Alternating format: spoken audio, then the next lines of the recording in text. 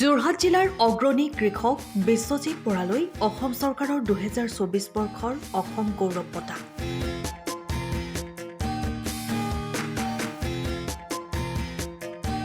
যোৰহাট জিলাৰ বাহনা ৰংদৈ ভগনীয়া গাঁৱৰ উদ্যোগী কৃষক বিশ্বজিৎ বৰাৰ কৃষিপামত ৫০০ প্ৰজাতি অৰ্কিড, ৫০০ প্ৰজাতিৰ ঔষধিযুক্ত উদ্ভিদ, ১০০ প্ৰজাতি বাঁহ, ১০ প্ৰজাতি বেত আছে।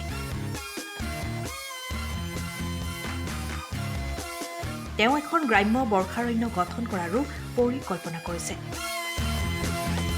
তেওঁ বিশেষভাৱে ড্ৰেগন ফ্ৰুইটৰ কৃষিকাৰ্য কেইবাবছৰো ধৰি কৰি আহিছে আৰু ব্যৱসায়িকভাৱে কৃষকগৰাকীয়ে সাফল্য অৰ্জন কৰিছে।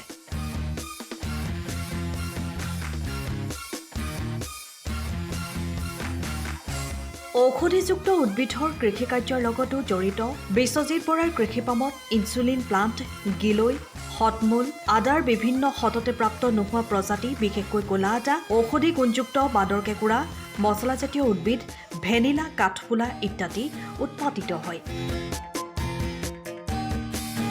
তেওঁ ভাৰতৰ বিভিন্ন ৰাজ্যৰ লগতে আমেৰিকা যুক্তৰাষ্ট্ৰলৈকো ৰঙা বাওধানৰ চাউল ৰপ্তানি কৰি আহিছে। মীন পালনৰ লগতো জড়িত কৃষকগৰাকীয়ে উত্তৰ প্ৰদেশৰ এটা বিশেষ প্ৰজাতিৰ মহ পালন কৰিছে।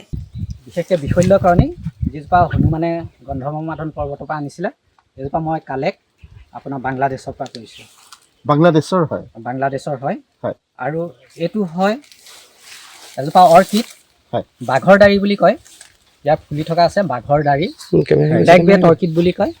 বহুত স্পেচিছ, ভাল স্পেচিছ হয়। আৰু ইয়াত যিখিনি আপুনি হাবিবন দেখিছে গোটেইখিনি মানে মেডিচিনেল প্লেণ্ট হয়। এইখিনি আপুনি এইজোপা দেখিব হেলছ, এইজোপাই হৈছে হেলছ, এইজোপা হৈছে আপোনাৰ পিস্তা বাদাম,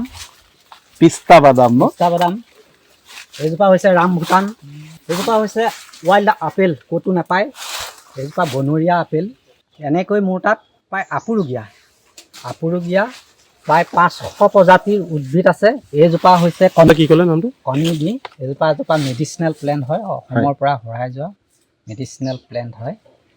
আৰু এইজোপা হৈছে একেবাৰে ৰেয়াৰ স্পেচিছ, ইটামচালি বুলি কয়। কাৰ্বিসকলে আপোনাৰ বিলত আপোনাৰ বি দি পেলাই যেন মাছ নিধন কৰে। এইজোপা অৰ্কিডসমূহ ফুলিব আৰম্ভ কৰিছে। বহাগ বিহু আহিছে, অৰ্কিডসমূহ ফুলাৰ আৰম্ভ কৰিছে।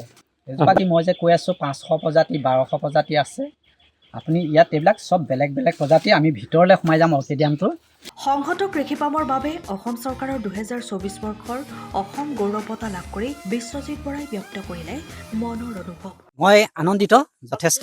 কালি কেবিনেটে যি অনুমোদন জনালে মোৰ এৱাৰ্ডৰ ক্ষেত্ৰত, এই এৱাৰ্ডটো একচুৱেলি মই এপ্লাই কৰা নাছিলোঁ, বিচৰা নাছিলোঁ। গতিকে মুখ্যমন্ত্ৰীৰ লগতে গোটেই কেবিনেটক মই ধন্যবাদ জনাইছোঁ, অসমবাসীক ধন্যবাদ জনাইছোঁ, আপোনালোকৰ চেনেলক ধন্যবাদ জনাইছোঁ।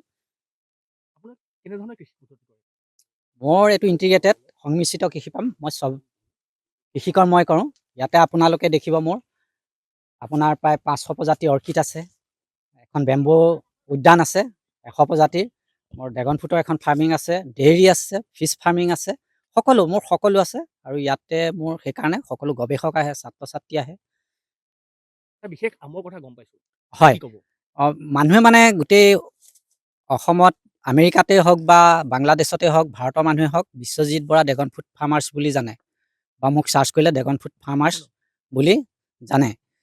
গতিকে মই চব কাম কৰোঁ সংমিশ্ৰিত যেন। এতিয়া দেখিব মোৰ তাত একেবাৰে ৱৰ্ল্ডৰ যিটো হায়েষ্ট স্পেচিছ আপোনাৰ দামী আম, ২,৭০,০০০ টকা পাৰ কেজি, সেই আমটো মোৰ তাত লাগি আছে প্ৰায় ৫০ জোপা গছত।